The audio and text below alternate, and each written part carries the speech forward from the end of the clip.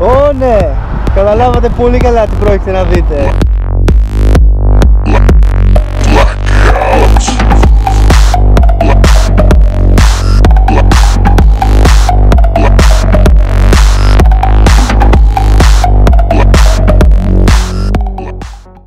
Φίλοι, φαν, όλοι εσείς που βλέπετε, πρόκειται για vlog με το σκούτερ. Κάποιοι το ζητήσατε, κάποιοι όχι. Δεν έχω δέσει το κράνος. Πού πας με το κράνος ρε? Δείξε μας τι κάνει το σκούτερ. Λοιπόν, τι κάνει το σκούτερ?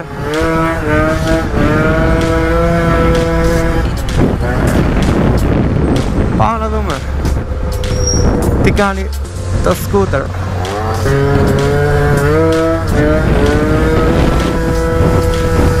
Είναι από τα πιο επικίνδυνα μηχανάκια που έχω κάνει Σούζα, δεν ξέρω, το γκάζι είναι λίγο απρόβλεπτο και το φοβάμαι λίγο. Και τώρα πηγαίνω από όπου να είναι, από στενά και τέτοια, γιατί κάνει φασαρία το μηχανάκι. Όπου όχι, πολύ κεντρικά βγήκαμε.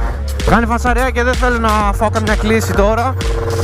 Λοιπόν, συνοπτικά, το μηχανάκι είχε πολύ πλούσιο μείγμα.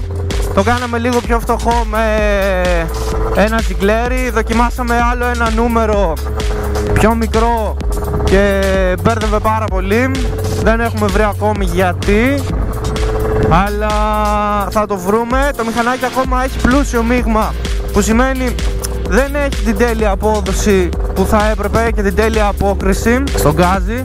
Από εκεί πάω.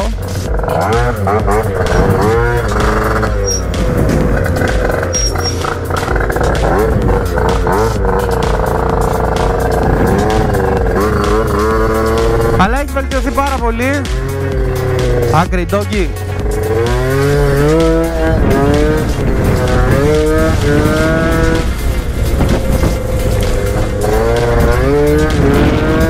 Μην σας πω ψέματα, το φοβάμαι πάρα πολύ.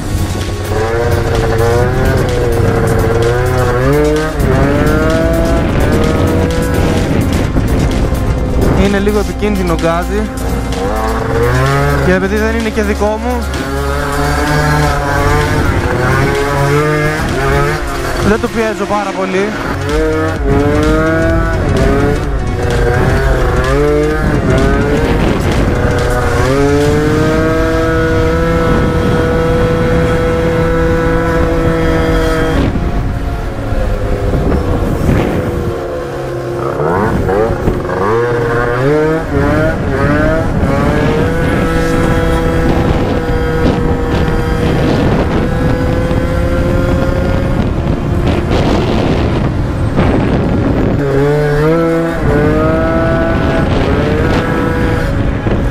Δηλαδή όταν ροπιάζει αυτό το πράγμα δεν σταματάει με τίποτα.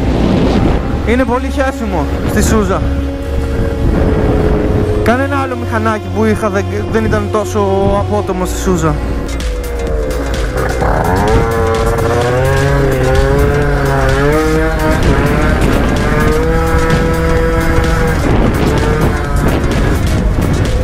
Χαιρετίσματα πολλά στο Mike. Ήταν από τους πρώτους φαν το παιδί.